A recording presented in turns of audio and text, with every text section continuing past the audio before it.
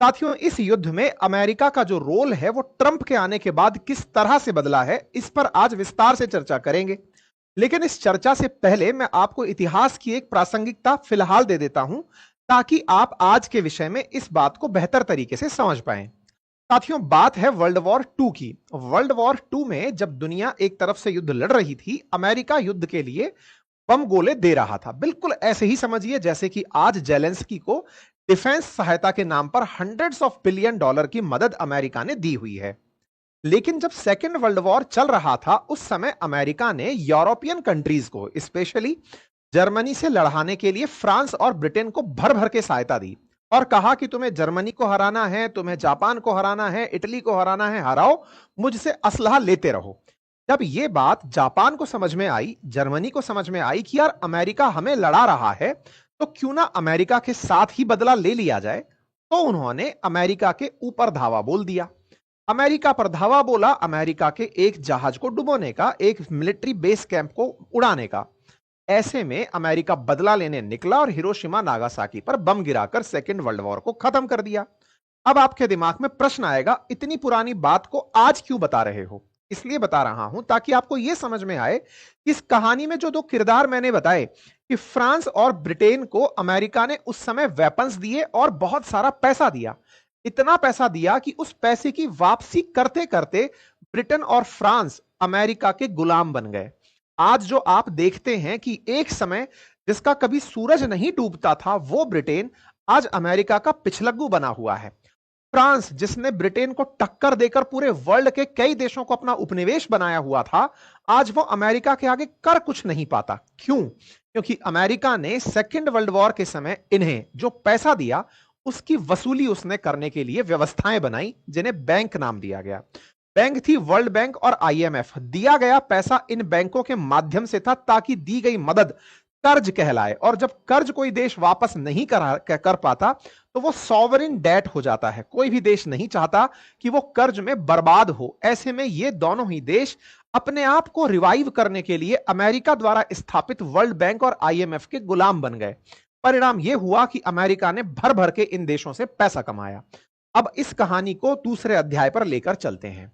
फिलहाल के लिए यूनाइटेड नेशंस की मौजूदगी के चलते तीसरा विश्व युद्ध तो नहीं हुआ, लेकिन तीसरे विश्व युद्ध जैसी स्थितियां दुनिया में कईयों बार बनी हैं, और उन्हें अगर आंशिक रूप से कहा जाए तो वैसी स्थितियां लगभग दिखती भी रहती हैं। बस अभी फिलहाल के लिए पावर बैलेंस यूं है कि रूस और अमेरिका दोनों शक्तिशाली हैं। चाइना तीसरे पोल के रूप में खड़ा हो गया है, इसलिए विश्व युद्ध की परिणति हुई नहीं है फिलहाल। फिर भी यूक्रेन जिस तरह से आज युद्ध में है, वो अकेला दिख जरूर रहा है, लेकिन उसे लड़ाने में पूरा पूरा नाटो कंट्रीज, यूरोपियन यूनियन के मेंबर कंट्रीज और अमेरिका लगे हुए हैं। ऐसे में यूक्रेन से यह कहा गया, जैसे राजनेताओं को कहा जाता है, नेताजी तुम संघर्ष करो, हम तुम्हारे साथ हैं। बिल्कुल अमेरिका ने भी यूक्रेन को मदद देते समय यही कहा कि बेटा जी तुम संघर्ष करो, पैसा हमारे पास है और हम तुम्हें मदद देते रहेंगे। बस खुद डायरेक्ट इन्वॉल्व इसलिए नहीं होंगे क्योंकि हमारे इन्वॉल्व होते ही पुतिन ने हमें धमकी दे रखी है कि अगर हमारा सैनिक फील्ड में दिखाई दिया तो वो हमें युद्ध में इन्वॉल्व मानेगा और हम पर हमला कर देगा। आज की कहानी में यहीं पर हम पहुंच रहे हैं। यूक्रेन रशिया युद्ध को 3 साल पूरे परसों हो चुके हैं। ऐसे में अमेरिका द्वारा दी गई जो मदद है, ट्रंप ने आते ही उसे वापस मांग लिया है। यह बिल्कुल वैसे ही है जैसे आप किसी की सहायता करें यह कह करके कि यह दान है, और जब दान देने की स्थिति में आप सामने वाले को बहुत बुरी तरह से आश्रित कर दें, उसे इतना आगे ले जाकर पहुंचा दें कि वहां से लौटना मुश्किल हो, और आप उससे यह कहें कि हमारा पैसा वापस दो। आज यूक्रेन ऐसी परिस्थिति में फंस गया है जिसे देखकर दुनिया की तो आंखें खुल गई। और मैं ये समस्त भारतवासियों को चाहता हूं, भारत सरकार को चाहता हूं कि अमेरिका इस समय चीन से भी ज्यादा घातक स्थिति में है। भारत को अमेरिका के साथ रिश्ते बनाते समय बहुत ज्यादा कॉन्शियस रहने की जरूरत है।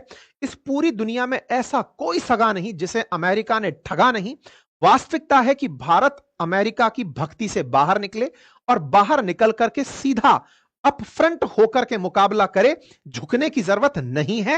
होंगे हमें कुछ नुकसान, शुरुआती नुकसान अटल जी ने भी झेले थे जब अमेरिका के हमें बहुत सारे सैंक्शंस झेलने पड़े थे न्यूक्लियर बॉम्ब परीक्षण के बाद, लेकिन ट्रंप की नीति के आगे अगर हम झुक गए तो इस पूरी दुनिया को यह आदमी आने वाले 4 साल में पूरी तरह तहस नहस कर देगा।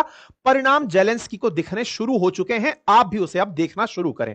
साथियों, जेलेंस्की को बाइडेन एरा में जो मदद दी गई थी, ट्रंप ने आते ही उसे वापस मान लिया है। अच्छा, एक बात मैं आपको यहां पर बताना चाहूंगा। हमारी इस पूरी दुनिया का ना एक नजरिया है, और नजरिया यह है कि यार मेरे साथ नहीं हो रहा, किसी और के साथ हो रहा है, मुझे इससे क्या। देखिए, यह बात तब तक सही है जब आपके दुश्मन का बुरा हो रहा हो, और दुश्मन का बुरा बुरा करते समय जो दूसरा व्यक्ति है वो आपका मित्र हो। नैसर्गिक न्याय तो यही कहता है कि दुश्मन का दुश्मन मित्र होता है। अमेरिका लेकिन किसी का मित्र नहीं है, यह बात भारतीयों को समझनी चाहिए। इसलिए समझनी चाहिए कि जो अमेरिका या जो ट्रंप भारत को मित्र कह रहे थे, आज उन्हीं ने ही भारत पर इस तरह का दबाव बनाया कि रेसिप्रोकल टैक्स के डर के मारे भारत ने इलेक्ट्रिक व्हीकल्स पर 110% से टैक्स घटाकर 15% कर दिया। दैट मींस इस बात को समझने की जरूरत है कि हम पर भी पावर प्रैक्टिसेस काम में आई हैं, और वो इस आदमी का सनकीपन ही है जिसके चलते ऐसा हो रहा है। आज ये अमेरिका का राष्ट्रपति है लेकिन परमानेंट नहीं रहेगा। दुनिया इस बात को समझ रही है, आवश्यकता है भारत भी समझे। फिलहाल के लिए जेलेंस्की की स्थिति को आप समझने का प्रयास करें और यह समझें कि जिस जेलेंस्की को अमेरिका इतना आगे तक युद्ध कराने ले गया कि वो 3 साल तक संघर्ष में ना जाने कितने लोगों को बेघर करा दिया, लगभग 10 से 15% अपना क्षेत्रफल खो दिया, और उस पूरी स्थिति में अमेरिका अब जाकर उससे मोलभाव करता है कि हमने जो मदद दी है उसे वापस करो, नहीं तो $500 बिलियन के रेयर अर्थ मेटल और पेट्रोलियम आपके जो देश में है उन्हें हमें दो। यह बात मजाक नहीं है, पूरी दुनिया में इस बात का क्रिटिसिज्म तो हो रहा है, लेकिन मुकाबला करने के लिए कोई नहीं खड़ा है। आवश्यकता है भारत जैसे देशों को पुनः वापस से चिंतन करने की कि जिस तरह से गुटनिरपेक्ष के समय भारत ने कोई कॉर्नर नहीं पकड़ा था और कहा था कि हम अपनी नीति खुद बनाएंगे, हमें अमेरिका की इस नीति का पूरी तरह पुरजोर तरीके से विरोध करने का विचार करने की आवश्यकता है। फिलहाल मुद्दे पर आइए, ट्रंप के साथ चलते हैं, क्योंकि इनकी वजह से इनका जो हालात है वो बहुत खराब है। क्योंकि ट्रंप ने अमेरिका की तरफ से कह दिया है कि यूक्रेन को जो हमने मदद दी है वो वापस लेंगे। इस बात में होता क्या है कि हम लोग क्योंकि रूस के प्रति समर्थन में रहे हैं, और ऐसे में रूस के प्रति जो भारत का नैसर्गिक प्यार है उसके चलते हमें लगता है कि यूक्रेन के साथ जो बुरा हो रहा है, रूस के साथ जो अच्छा हो रहा है, ये भारत की विदेश नीति में कोई असर नहीं डालता। मुद्दा ये नहीं है दोस्तों। भारत ने अब तक के इस पूरे युद्ध में अपने आप को दोनों के साथ बैलेंस रखा है। भारत हमेशा से ही डिप्लोमेसी, डायलॉग और पीस की बात करते हुए ही इस युद्ध में आगे बढ़ा है। भारत ने ट्रंप के सामने बैठकर मोदी जी ने यह कहा कि इस युद्ध में लोग हमसे पूछते रहे कि हमारा पक्ष क्या है, तो हमने अपने पक्ष के रूप में शांति का ही पक्ष रखा है। हमने पुतिन के सामने यह कहा है कि यह समय युद्ध का नहीं है, लेकिन कहते हैं कि शांति की बात वो करते हैं जो कमजोर होते हैं। क्षमा शोभती उस भुजंग को जिसके पास गरल हो, उसका क्या जो दंतहीन विषहीन सरल हो। तो हमारी शांति को लोगों ने हमारी कमजोरी माना। बोले आप केवल शांति की ही बातें कर सकते हैं क्योंकि आप युद्ध में किसी का पक्ष लेने की स्थिति में हैं भी नहीं। अगर आप शांति का पक्ष ना लें तो आप बताइए ना किसका पक्ष लें। क्या आप पुतिन का पक्ष लेकर अमेरिका को अपने विरोध में खड़ा कर सकते हैं? आंसर है नहीं। क्या आप अमेरिका का पक्ष लेकर पुतिन को अपने विरोध में खड़ा कर सकते हैं? नहीं। तो फिर बचता क्या है? शांति। शांति हमारे लिए कोई चॉइस नहीं है, इकलौता ऑप्शन है। और ऐसे में हमें एक बात बेहतर तरीके से समझनी होगी कि भारत अपनी इस विदेश नीति पर गहन चिंतन करे। इस आदमी के प्रयासों के बाद एक बार के लिए आत्मिक शांति इस बात की जरूर है कि जो हो रहा है जेलेंस्की के लिए बुरा हो रहा है। कि ठीक है, यूक्रेन हमारे साथ था भी नहीं, वो पाकिस्तान के साथ था, वो पाकिस्तान को प्रमोट करना चाहता था। लेकिन भूलिएगा नहीं, हमारी सबमरीन में लगने वाले इंजन यूक्रेन से ही आते हैं। और ये दुनिया इस समय जितनी जियोपॉलिटिकल हो रखी है, ग्लोबलाइजेशन के इस दौर में कोई भी देश अकेले नहीं सरवाइव कर सकता, उन्हें दूसरे देशों के साथ बनकर रहना पड़ता है। जेलेंस्की ने इस प्रतिक्रिया में कि जब ट्रंप ने कहा कि हमें पैसा वापस चाहिए, तो जेलेंस्की ने कहा कि अगर आपको लगता है कि आपको पैसा वापस चाहिए तो पहले तो इसे भूल जाइए। क्यों भूल जाइए? आपने मुझे मदद कहकर पैसा दिया था, और आप नहीं थे, बाइडेन थे, मदद के नाम पर पैसा दिया था। नंबर दूसरा, अगर आपको लगता है कि आपके प्रयासों से मैं हट जाऊं, मैं पद छोड़ने को तैयार हूं, लेकिन अगर मैं पद छोड़ता हूं तो यह ध्यान रखने योग्य होगा कि मैं यूक्रेन की शांति की कीमत पर यह सारे काम करूंगा। मैं चाहूंगा कि यूक्रेन को कभी पुतिन दोबारा से इस तरह ना धमकाएं, ना हमला करें। देखना होगा साथियों, वर्तमान की स्थिति बहुत घातक चल रही है। इस आदमी के विचार मैं आपको सुनाना चाहता हूं, लेकिन विचारों को मैं ही बोल दे रहा हूं।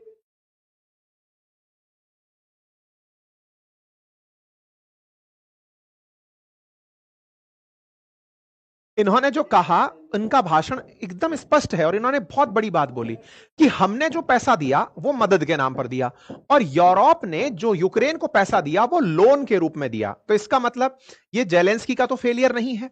अमेरिका ने अपनी पॉलिसी बनाते समय जब इन्हें मदद दी थी, तब क्या उन्हें नहीं दिख रहा था कि यूरोप जो मदद दे रहा है वो लोन के रूप में दे रहा है और आप जो मदद दे रहे हैं वो मदद के रूप में ही दे रहे हैं। अब इस व्यक्ति को अचानक याद आया कि पुराने समय पर बाइडेन दौर में जो पैसा दिया गया वो मदद के रूप में था, लेकिन मैं मेरे पैसे को वापस चाहता हूं। और अगर पैसा नहीं मिला, इंटरेस्टिंग बात क्या है, पैसा नहीं मिला तो यह आदमी करेगा क्या? यह कहेगा कि अब मैं आपकी मदद नहीं कर रहा, और जब मैं आपकी मदद नहीं कर रहा तो यूक्रेन का क्या होगा? तो आगे बढ़ चुका है। अच्छा, ऐसे में उधर की तरफ से पुतिन जो अपना स्टैंड डे वन से लेकर चल रहे हैं, वो तो कह रहे हैं कि मुझे तो पूरा सोवियत रूस वापस बनाना है। मुद्दा इसकी बात नहीं है कि पुतिन जो सोच रहे हैं हम उसके साथ हैं या नहीं। पुतिन वापस से 15 देशों को एक करें, भारत भी वापस से एक भारत श्रेष्ठ भारत बने, हम भी पूरी तरह से अपने साथ में अफगानिस्तान, पाकिस्तान, बांग्लादेश सबको एक करके श्रेष्ठ भारत बने। बट वर्तमान में नीति सोचने की जो आवश्यकता है वो अमेरिका की है। जिसने किसी के साथ धोखा दिया, उस धोखे को समझने की आवश्यकता है। यह व्यक्ति बोलता है कि मुझे, मतलब पहले भी यह बोल चुका है कि $500 बिलियन की अमेरिका इसको मदद दे चुका है। अभी जो डेटा है मैं वो दिखाऊंगा। इस व्यक्ति का बयान क्या है कि $500 बिलियन के रेयर अर्थ मटेरियल अमेरिका को देने होंगे। रेयर अर्थ बोले तो वही जो कान में इसके इलॉन मस्क ने कहा था। इलॉन मस्क ने इसको समझाया था कि देखो बेटा, इनसे ले लो रेयर अर्थ मेटल। देखो उसका सिंपल सा तरीका बताता हूं। यह आदमी कुल व्यापारी आदमी है। कल को इसे पता चल गया कि भारत में भी कुछ ऐसा है तो यह हो सकता है कुछ भी गंदगी फैलाएगा। ध्यान से सुनना। देखो, इसकी डे वन से नीति पर फोकस करो आप। आते ही ग्रीनलैंड पर प्रेशर क्रिएट करना शुरू किया। ग्रीनलैंड पर क्यों? आंसर था रेयर अर्थ मेटल। पीछे कौन खड़ा था? Elon Musk. इलॉन मस्क इस समय की ईस्ट इंडिया कंपनी से भी बड़ी कंपनी बनता चला जा रहा है। आप सोचें, यह दुनिया के लिए बहुत घातक होता जा रहा है। इसे समझने की आवश्यकता है, भारत सरकार को भी समझने की आवश्यकता है। यह बहुत बड़ा समय है भारत के लिए एक बड़ा कॉल लेने का। विचार करें कि जब ग्रीनलैंड की बात आई, ग्रीनलैंड के बात पर यूरोप के अंदर एक सनसनी फैल गई कि यार ये आदमी ने हमारे ही एक हिस्से पर कब्जा ठोक दिया है, बोल रहा है कि ये हमें चाहिए। ऐसे में यूरोप के देश एक होते हैं और एक होकर कहते हैं कि भाई हम सेना भेज देंगे ग्रीनलैंड पर। तो इसे समझ में आया कि यार ये तो मैं गड़बड़ कर रहा हूं, मैं तो कहीं ऐसा तो नहीं कर रहा डेनमार्क के हिस्से को कब्जा करके यूरोप को खिलाफ कर लूं। तो ग्रीनलैंड का चैप्टर अचानक बंद हो गया है। आपने ऑब्जर्व किया हो तो ये कुछ बोल नहीं रहा है लंबे टाइम से। जैसे ही ग्रीनलैंड चैप्टर पर बंद हुआ, तब एलॉन मस्क ने फिर कान में कहा कि भाई सुनो, यूक्रेन के पास भी वही रेयर अर्थ मेटल है जो टेस्ला की बैटरी में लगेगा, जो शिप्स के अंदर लगेगा, हमें जरूरत है। देखो, इस समय पर जैसे पहले युद्ध तेल के लिए होता था और अब जो युद्ध होने जा रहे हैं वो रेयर अर्थ मटेरियल्स के लिए हो रहे हैं, दुर्लभ मृदा धातुओं के लिए, क्योंकि उन्हीं से ही ये सेमीकंडक्टर्स का बनना, बैटरी का बनना, ये सब हो रहा है। इन भाई साहब ने दिमाग लगाया, दिमाग लगा करके यूक्रेन को धमकाया कि तुम तो पहले भी दुश्मन थे हमारे, तुम्हारे ऊपर तो बाइडेन का हाथ था ना, अब बाइडेन तो चले गए, क्या बाइडेन अमेरिका नहीं थे क्या? क्या बाइडेन के साथ अमेरिका की जनता नहीं थी क्या? थी, लेकिन इन महाशय के अनुसार नहीं थी। अब ऐसे में ये डिसीजन कर रहे हैं कि यूक्रेन पैसा वापस करो, नहीं तो रेयर अर्थ मेटल वापस करो। बात इसके पीछे क्या छुपी है? तो एलॉन मस्क की नजर उस रेयर अर्थ मेटल पर छिपी है कि सर वो ले लो। अब इस बात को अगर आप मांग रहे हो तो मांगते हुए अगर आपने वो चीज नहीं मिली तो आप उसको मदद नहीं दोगे, तो इसका मतलब ये सही था या वो सही है? अमेरिका तो एक ही था ना। आज अगर अमेरिका में वर्तमान में मोदी गवर्नमेंट है, इससे पहले यूपीए गवर्नमेंट थी, आज एनडीए गवर्नमेंट है, क्या भारत की विदेश नीतियों में इतना परिवर्तन आ जाता है क्या कि जो हमारे साथ था वो अगले बार आते समय बदल जाएगा? क्या पीएम टू पीएम या प्रेसिडेंट टू प्रेसिडेंट पॉलिसीज बदलती हैं क्या? नहीं, विदेश नीतियां देश की होती हैं। भारत भी लंबे समय से अपनी विदेश नीति वही फॉलो करता आ रहा है जो हमारे पूर्वजों ने, या कहिए तो जो हमारे सीनियर लोग रहे हैं, उन्होंने बनाई है। हाँ, बीच बीच में हम थोड़े बहुत सुधार करते जरूर हैं। अमेरिका में लेकिन जो टर्मोइल की स्थिति आ रखी है उसे देखते हुए लोगों का अविश्वास बढ़ रहा है। विचारणीय है कि जिस व्यक्ति ने कभी इसके कंधे पर हाथ रख के कहा हो कि तुम कभी अकेले नहीं हो, संघर्ष करो, यह बंदा बेचारा संघर्ष करने उतर पड़ा बाइडेन के कहने पर कि चलो भाई अमेरिका ने कह दिया है युद्ध लड़ो, यह युद्ध उतर गया। बार बार जब जब मिला बाइडेन, आप खबरें एज ईयर टाइम के साथ देखते जाएं, 2023 देखें, 2022 देखें, 2023 देखें, 2024 देखें, बार बार एक ही बात बाइडेन बोल रहे हैं जेलेंस्की को, तुम संघर्ष करो हम तुम्हारे साथ हैं। वही वाली बात, नेताजी तुम संघर्ष करो हम तुम्हारे साथ हैं। नेताजी को कुदा दिए, जेलेंस्की नेता हो गए और नेता होकर के वो कूद पड़े। अब बाइडेन के द्वारा ये सब काम जो हुआ वो तो सब तक सही चलता रहा। नंबर क्या निकल कर आया कि अमेरिका सबसे बड़ा डोनर बनकर निकला। कितना निकला तो आप नंबर देखें तो अमेरिका अब तक 183 बिलियन डॉलर की मदद दे चुका है। किसको? यूक्रेन को। देखो ये नंबर लगभग 182.8 बिलियन डॉलर है, जिसमें डिफेंस के नाम पर इन्होंने 123 बिलियन डॉलर की मदद यूक्रेन को दी है, और जो यूएसएआईडी है उसके नाम पर 39.9 बिलियन डॉलर की मदद दी है। मतलब समझिएगा, यहां पर 123 बिलियन डॉलर और यहां पर 39.9 बिलियन डॉलर। तुमने आते ही सबसे पहले यूएस एड को रोक दिया, दुनिया भर से यूएस एड बंद कर दी। सबसे पहले इलॉन मस्क का ही किया गया काम था। दुनिया को तो चवन्नी भर पैसा मिल रहा था, बिलियंस ऑफ डॉलर यहां जा रहे थे इसको रोकने के लिए, ताकि यूक्रेन से पैसा वापस खींचा जाए। और इधर देखिए, यहां पर 124 बिलियन डॉलर की जो डिफेंस में मदद की थी, अब आप उसको वापस मांग रहे हैं। कुल मिलाकर के आपका 200 बिलियन डॉलर ये शेयर दिख रहा है। दुनिया भर के लोगों का कहना है कि अमेरिका ने जितने भी प्रकार की मदद अभी तक यूक्रेन को दी है वो 500 बिलियन तो नहीं है। तो फिर ट्रंप 500 बिलियन बार बार मांग क्यों रहे हैं? इनने खेला कर दिया या ट्रंप ने खेला कर दिया? क्या ये जानते थे कि अमेरिका ऐसा ही है, या फिर ट्रंप के चलते इनके साथ खेला हो गया है? देखिए, अमेरिका है ही ऐसा। अगर ट्रंप मदद करके गए होते तो बाइडेन पैसा ले लेते, क्योंकि इनकी सरकारें जब जब रही हैं, जैसे अभी जब से ट्रंप आए हैं, अचानक लोगों को बाइडेन अच्छे लगने लगे कि बाइडेन बहुत बढ़िया थे। लेकिन बढ़िया ये भी नहीं थे। जब जब डेमोक्रेट्स की सरकारें रही हैं, दुनिया पर युद्ध ही हुए हैं। चाहे अफगानिस्तान वॉर हो, चाहे गल्फ वॉर हो, ये जितने भी वॉर हुए हैं वो इन्हीं की पार्टी की देन है। ये युद्ध के लिए ही जाने जाते हैं। वो आदमी बार्गेनिंग के लिए जाना जा रहा है, ये युद्ध के लिए जाना जा रहा है। अमेरिका अच्छा देश नहीं है, ये सबसे बड़ी बात है। अच्छा देश नहीं है, ऐसे में इसके साथ कहां भूल हुई? इसके साथ भूल यह हुई कि बाइडेन प्रशासन की मदद को इसने अपना जन्मसिद्ध अधिकार मान लिया। यह मान लिया कि मुझे मदद मिल रही है, मैं एकदम स्वस्थ हूं और स्वच्छ हूं।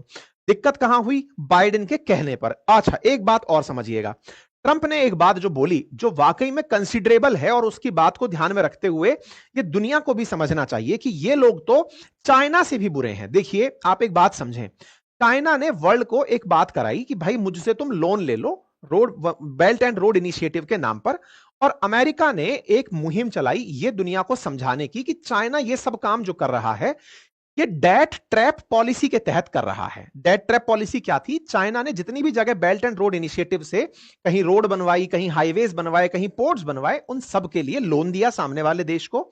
लोन की शर्तें पब्लिक नहीं की दुनिया के सामने कि कितना परसेंटेज ब्याज पर हम लोन दे रहे हैं।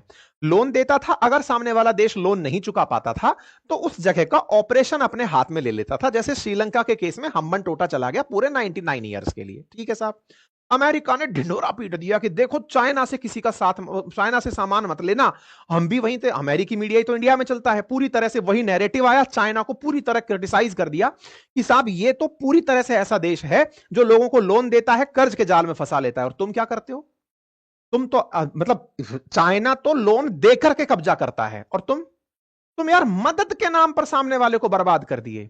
अभी मैं आपको नंबर्स दिखा रहा हूं, देखिए यूरोप ने जब जब लोन दिया, लिखा गया बाकायदा, यूरोपियन कमीशन ने लिखा कि ये हमारे लोन में है, G7 loan, parliament approve 35 billion euro loan. Europe ने तो बिल्कुल क्लियर करके जो यूक्रेन को पैसा दिया वो लोन के नाम पर दिया, और तुमने पैसा किस नाम पर दिया? मदद के नाम पर दिया। लोन में और मदद में अंतर होता है भाई, कर्ज देने में और मदद करने में बड़ा अंतर है। यहां अमेरिका ने अब तक 47% जो यूक्रेन को धन मिला है वो 47% यूएस का दिया हुआ है। बाकी जो पैसा मिला है उस पैसे में यूरोपियन यूनियन द्वारा 32% और अदर्स के द्वारा 20% मदद दी गई है। ये लोन का हिस्सा है, ये कर्ज का हिस्सा, ये मदद का हिस्सा है। मदद के हिस्से को तुम, यानी कि तुम तो यार बहुत बुरे निकले। इससे अच्छा तो चाइना था जो कम से कम लोन कह करके देता था, नहीं चुकाने पर कब्जा करता था। तुमने क्या किया? तुम तो उससे भी बड़े हो। इसकी चर्चा कौन करेगा? जो ट्रंप फिलहाल नीति बना रहे हैं, इसकी चर्चा कौन सा देश आकर करेगा? कौन नैरेटिव इस बात का डिस्कस करेगा कि ये चल क्या रहा है? कल को आप विचार कीजिए, आज ट्रंप ने बैठे बैठे वहां से चिल्लाना शुरू कर दिया कि मैंने भारत के चुनावों में इतना पैसा दिया, अमेरिका इतना पैसा देता था। चवन्नी भर पैसा है तुम्हारा दिया गया, उस चवन्नी भर पैसे से भारत के चुनाव नहीं होते यार। लेकिन हां, मोमेंटम जरूर बन जाता है, फॉलोइंग बढ़िया मिल जाती है। एफबीआई के चीफ को बिठाते हो, इंडियन गाना लगाते हो, लोगों को लगता है कि बेवकूफ हैं। नहीं भाई, लोग समझेंगे इस विषय को भी कि आप लोग खेला कहीं और खेल रहे हो, हमारी आंखों के सामने गुड़ी गुड़ी बन रहे हो। लग रहा है कि दो चार इंडियंस को कैबिनेट में जगह दे दो या कुछ बेहतर जगह दे दो, इनके सामने अच्छे बन जाएंगे और फिर इन्हीं का नुकसान करो। नहीं, ये भारत इस नीति को समझ रहा है। बैठ बैठ करके जियो पॉलिटिक्स अब नुक्कड़ चौराहों पर डिस्कस हो रही हैं। आज हमारे सेशंस को पूरे देश में देखा जा रहा है। कारण है ना, क्योंकि लोग इस बात को समझ रहे हैं कि ये सही नहीं खेल रहा है। यदि इसके साथ फंसे तो बुरे फंसेंगे भाई। तो ये यूएस की आज यूक्रेन की जो नीति है उसको दुनिया को देखना चाहिए। यूक्रेन की गलती क्या रही ना, उसने हमको समझाया ये कहते हुए कि पुतिन जो हमारे साथ कर रहे हैं, कल को आपके साथ किसी और ने किया तो क्या होगा। पुतिन ने हमारे साथ आज तक धोखा नहीं किया है, इसलिए वो ट्रस्टेड पार्टनर है। अमेरिका का साथ तुम लिए थे तो तुम भी गलत हुए कि तुम मारे गए इस तरीके से। तुम इसको समझे क्यों नहीं?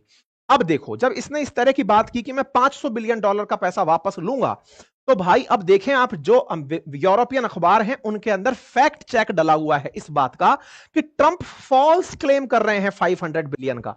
500 बिलियन का फॉल्स क्लेम है कि मैं 500 बिलियन वापस लूंगा। US figure do not support Trump claim. बोले भाई ये झूठ है, इतना नंबर दिया ही नहीं इन्होंने, तो क्लेम किस बात का कर रहे हैं? इस बात को लेकर के फैक्ट चेक निकल आए हैं कि अमेरिका ये क्यों बोल रहा है कि हम 500 बिलियन दे चुके हैं, $500 बिलियन वापस लेंगे। तुम 100-125 बिलियन के आसपास कुल लिए हो, तो क्या जेलेंस्की इस बात पर कुछ बोले? बिल्कुल बोले। यूक्रेनियंस ने कहा कि ये तो ब्लैकमेल है। अरे दुनिया को भी ये समझना होगा कि ये ब्लैकमेल है भाई। दोनों नीतियों को समझिए। देखिए, एक बात तो यह है कि ये दोनों की दोनों देश, चाहे चाइना हो चाहे अमेरिका हो, भला इनमें से कोई नहीं है। मुद्दा यह है कि अमेरिका जो कर रहा है ब्लैकमेल, विश्वासघात है। बेचारे को लोन बताकर कर्ज बता दिया, लोन देकर कर्ज मांग लिया। अब देखिए, जेलेंस्की ने कहा कि मैं रिजाइन करने को तैयार हूं। ये सारी अपडेटेड खबर है। वो बोल रहे हैं कि भाई अगर मेरे रिजाइन करने से पीस आती है तो मैं दे दूंगा इसके लिए, लेकिन शांति होना जरूरी है। अगर इस्तीफा देने से शांति आती है या यूक्रेन को नाटो की सदस्यता मिलती है तो मैं इस्तीफा देने को तैयार हूं। आप अपने साथ ले लो, मैं यूक्रेन को सिक्योर करना चाहता हूं। कीव में प्रेस कॉन्फ्रेंस के दौरान इन्होंने कहा कि ट्रंप हमेशा के लिए नहीं है। और इस बात के लिए देखिए, इस पूरे युद्ध में एक बात क्लियर थी कि भारत का अपने आप का जो आंतरिक मन था वो पुतिन के साथ था, क्योंकि लंबे समय से रूस हमारे साथ रहा, तो हम इस समय पीछे नहीं हट सकते थे। हमारे ऐसे टाइम पर रूस साथ था तो हमारे मन में सिंपैथी रूस के साथ थी। लेकिन अब धीरे धीरे जो जेलेंस्की एज ए लीडर बन के आ रहे हैं, ये बहुत सारे लोगों के लिए एक प्रेरणा का कारण भी बनेंगे। और वो इस बात के लिए कि जिस आदमी को 10 दिन में ही खत्म होने की कल्पना की गई थी, आज वो 3 साल से खड़ा है। हालांकि उसके खड़े रहने में लाखों करोड़ों रुपए का नुकसान हुआ है, ना जाने कितने लोग बेघर हुए हैं, लेकिन राष्ट्रीय अस्मिता अगर कोई बात है तो उसके लिए जेलेंस्की का जो जुझारूपन है वो आने वाले समय में कई लोगों के लिए मोटिवेशन बनेगा।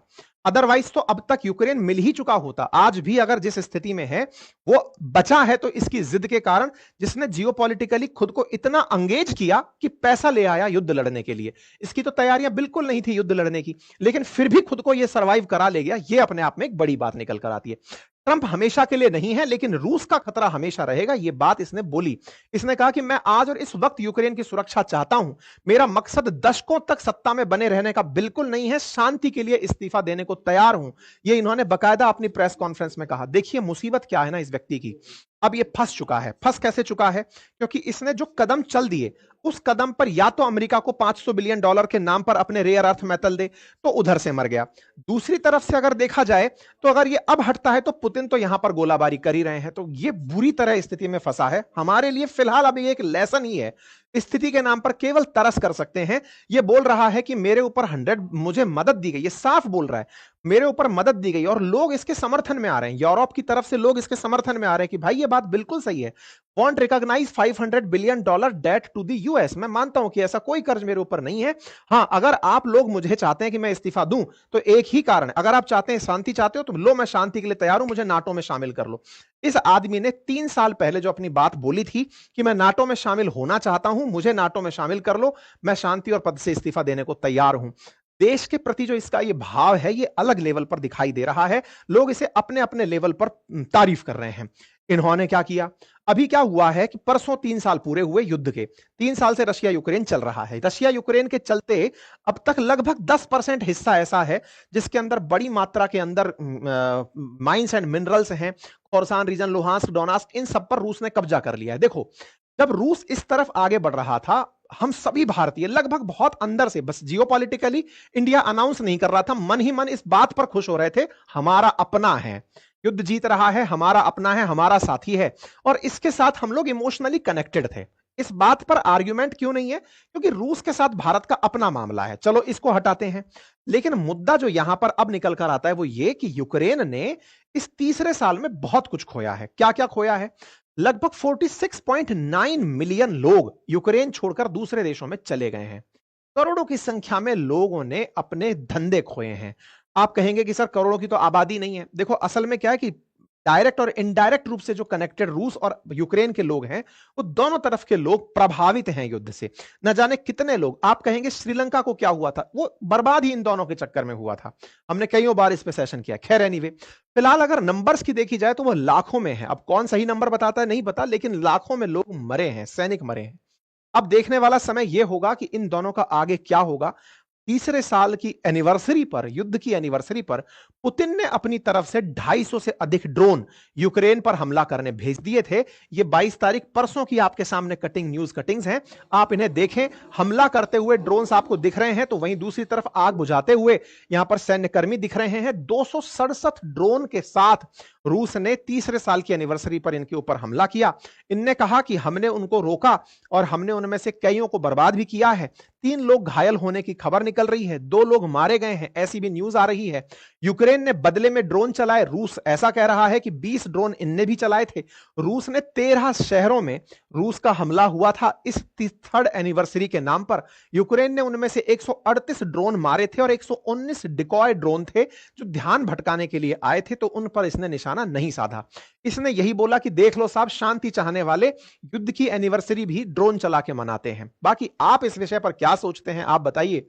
भारत के लिए यह एक लेसन है, हमें सोचना होगा और इस पर गहन चिंतन की आवश्यकता होगी कि ऐसे विषयों पर भारत कौन सा पक्ष लेता है और किस नजरिए से खुद को सोचता है। बाकी आप इस विषय पर क्या सोचते हैं, अपनी राय जरूर रखें।